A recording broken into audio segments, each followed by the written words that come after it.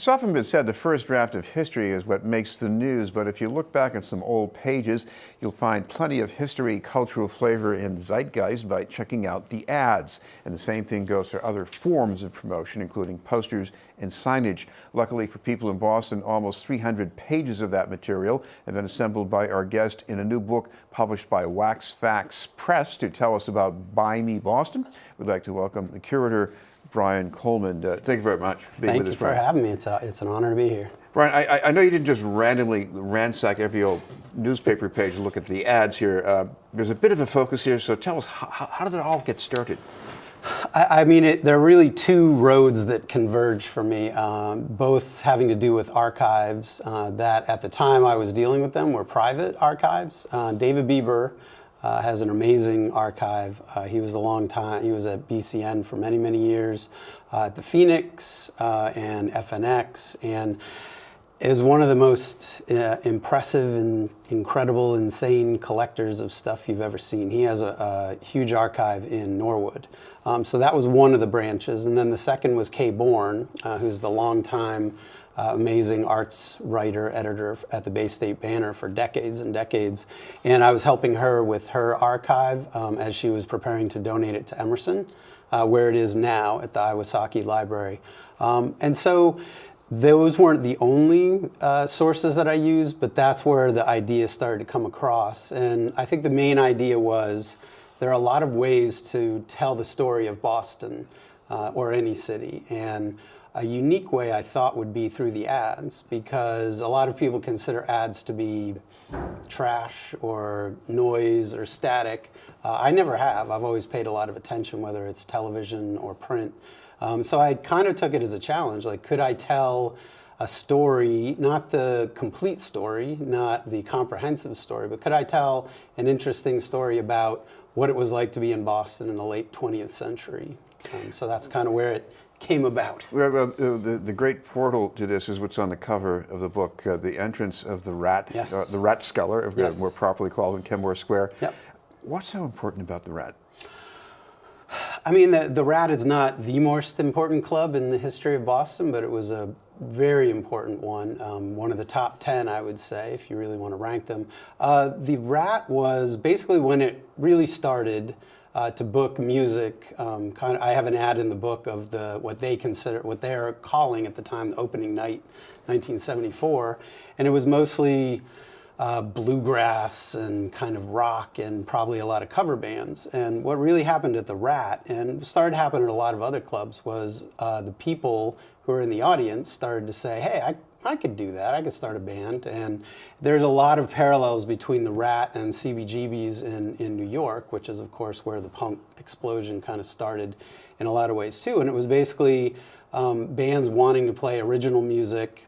And that doesn't mean they were trained musicians. It doesn't mean they were even great all the time, but it meant that they wanted to try and they wanted to do something new and get better. And the other part of that equation is that the club said, okay, go ahead.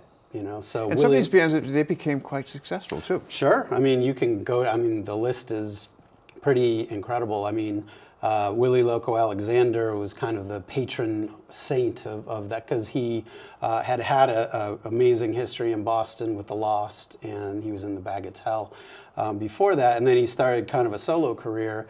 And a lot of the stuff, he wasn't the only artist doing it, but a lot of it started to revolve around, hey, this guy's doing something interesting. And the thing about music, or the music I'm always drawn to, is it's clear that there's kind of a competition, but it's a friendly competition. It's one-upmanship. So if someone's being outrageous, then someone else wants to be a little more outrageous or do it in a different way. If someone wants to be loud, then someone's going to try and be a little louder. If someone wants to be artsy, someone's going to try and be even more artsy. So a lot of that happened at the Rat, but there were many other clubs where that happened too. But it is definitely a significant one, and there's a reason that I put that on the cover. Some of the other venues in Boston, the Elmo Lewis Center for the Arts, Gil Scott Heron, Franklin Park.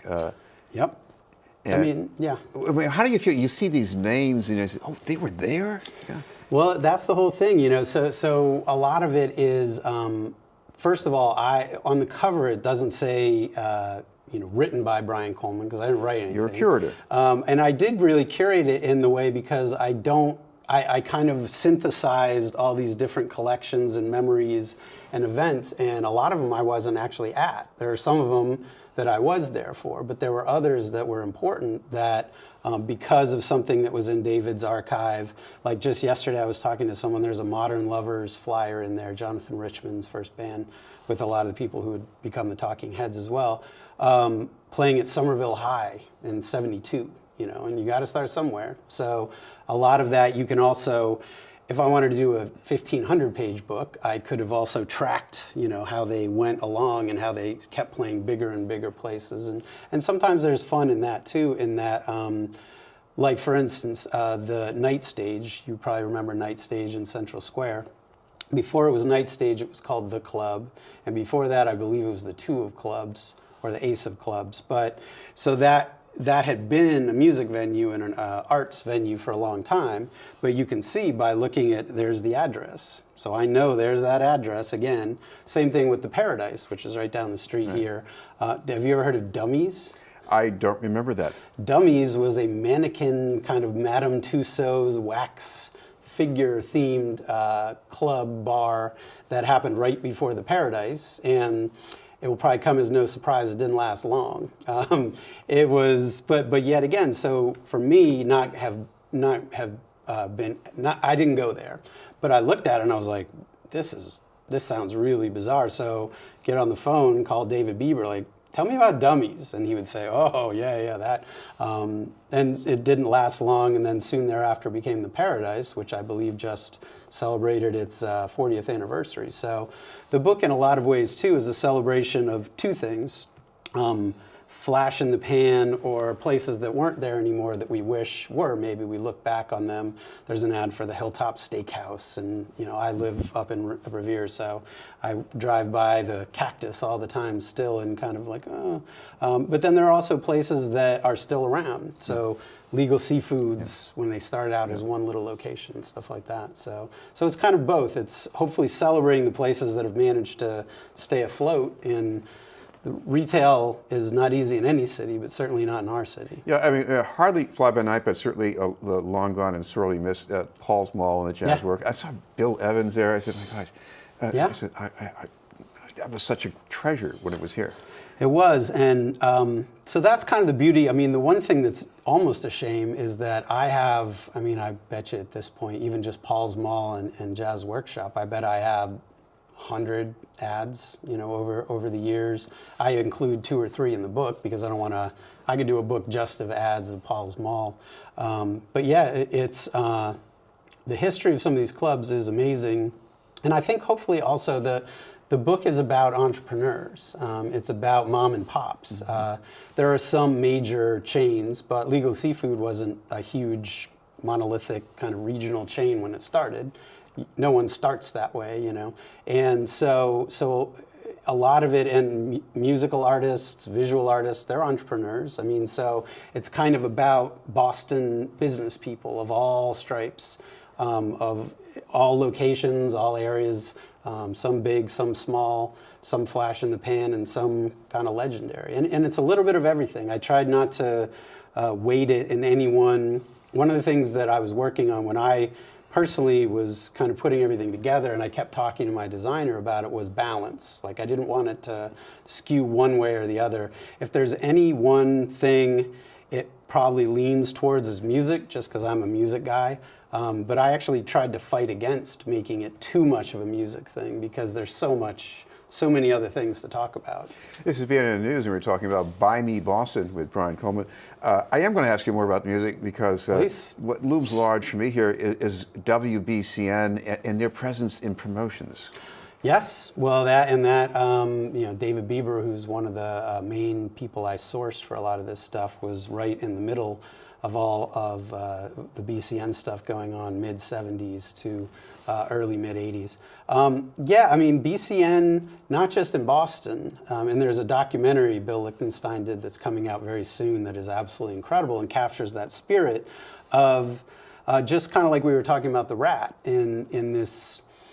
It sounds like a little bit of a crazy idea, but let's go with it, because the story of BCN was it was a classical station, and I think BCN was Boston Concert Network is what it stood for, and it was classical, and it just wasn't doing well because it was FM, and FM wasn't really a big thing at that point on the dial. It was more of an AM country town, certainly, and they just said, let's just see what happens here. And the interesting thing about BCN that actually is talked about a lot in that documentary is that they didn't hire professional announcers they didn't drag someone in from Chicago. They recruited a lot of their people from college stations around, because we're in Boston. Like, why would you? And so a lot of that, when you're on college radio, clearly that's a lot more freewheeling, free form, taking chances, and that's exactly what they did. It's an amazing cultural moment because, yeah, they had the progressive rock playlist, but this was also a bridge between the college crowd and the hometown crowd. I mean, I'd never seen anything like that in Boston. Yeah, I mean, it was, and it also became more than music. It became, there's a part in the documentary that they were talking about, I forget exactly what it was called, but it was basically like if you found a lost dog, you would call into BCN. It became this central place, and a lot of scenes, I kind of study them in various ways, subcultures and scenes is, so let's take a music scene. You need different parts of that ecosystem. You need clubs where they can play, you need artists, you need radio shows, you need a record store that can sell the stuff, and so it becomes this a little ecosystem that everyone kind of feeds into. And Jay Giles does a free concert on the Esplanade? Exactly, yeah. and it becomes, there's a really interesting story that's part of the documentary a little bit, and I know a lot about, and I've done a lot of research, was the strike, the BCN strike, which happened when the kind of corporate overlords really started to get their claws in over there and started making demands, firing some of the people. And what happened, and this shows why BCN was so powerful, is a lot of the artists said, hey, like if you don't play my music, Jay Giles Band took out an ad in the real paper that I have. It's not in the book, but I have it. And it basically says, BCN, not cool, stop playing our music, we're with the DJs. These DJs made us. And that's pretty amazing. I mean, you certainly don't see that happening too much these days, and back then either. I mean, it shows the power of what, not only that station, but what a group of people can do when they come together. And when the DJs in the station was talking to their audience like friends instead of like Arbitron numbers, you know what I mean? And so college radio does that. I did a show on WZBC, Boston College's station, for 16 years, so I know all about the college radio ethos, and BCN in a lot of ways operated like a college station. And as I was saying there before, a lot of that, part of that was that they hired a lot of college DJs, but the owner of the station, Ray Ripon, said, go ahead, go to it. You know, and not so long ago, I was looking at posters for bands playing at Fillmore East and Fillmore West. I don't know, it was Boston Museum or somewhere. And these things are so visually engaging. I mean, did you find that about, I mean, I thought that about some of the material here. So a lot of the things that I noticed, my favorite era that I've come across in looking at all these different ranges of both publications and eras is Boston After Dark, specifically before it was the Phoenix, Boston After Dark in like 69, 70, because the ads, and this is me again as the ad guy, the ads it was kind of, they were presenting themselves almost in coded language. Like it was very difficult. If you know anything about graffiti, it might be the equivalent of what you'd call wild style. And it was like I have Tea Party ads that you have to really just almost look at and trace. Some younger people might say, you're talking about the party or you're talking about the place where people used to perform? That's true. Well, it was named for a reason, you know, because it was a revolution. And it was, and it was right, you know, not far from here either, down when it started out on Berkeley Street. So, but yes, I think that the intention back then, keeping in mind no cable, no internet, no Instagram, was you were supposed to take time with that publication, the articles, even the ads, and you were supposed to take an hour out of your week and sit down and don't bother me, I'm reading Boston After Dark. And if you look at it, you can kind of see that. Even the ads for, there's a store like Tello's was making these really artistic ads that were far from, we're having a sale on Tuesday and it's 20% off. It drew you in, you know, and it engaged you a lot more.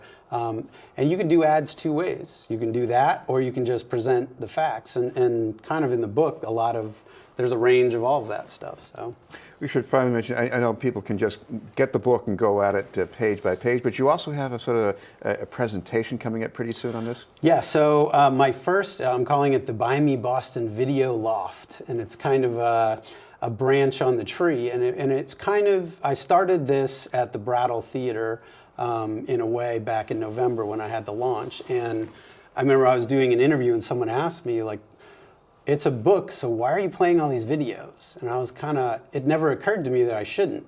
And so, as usual in everything I do, I just kind of land on something because I think it brings things, it's related, sometimes directly, sometimes it'll be a show that I actually have an ad for or whatever, but sometimes it's just something that makes sense within that whole late 20th century in Boston. So there's local access footage from Rock Against Racism, for instance, from UMass Boston. Rebe Garofalo is a friend of mine, someone I really admire. So there's a piece that they did in '83 called "But Can You Dance to It?" With Sonny Joe White, Charles Laquadera, Jose Masso, and then a lot of really goofy 80s and 70s videos that I found. And so it all kind of, I think, comes back to me digging in what some people might say their trash or their attic and in their newspapers in the section that they don't pay much attention to. But so now, instead of saying, do you have old magazines and newspapers, I add, and what about, you have any VHS tapes? And a lot of times people say, I do actually, and I have no use for them. And I say, well, I would like to borrow those. And that time for the event at Coolidge So Corner? that's at the Coolidge Corner Theater, Thursday, April 11th, 7 o'clock. And finally, if people want to get a copy and look at all this? It's at a lot of amazing stores, Newbury Comics, Brookline Booksmith, Harvard Bookstore. Also, you can buy them directly from me at buyme, B-U-Y-M-E, boston.com. Thank you very much for being with us. Thank you. I appreciate it. Brian Coleman for Buy Me Boston.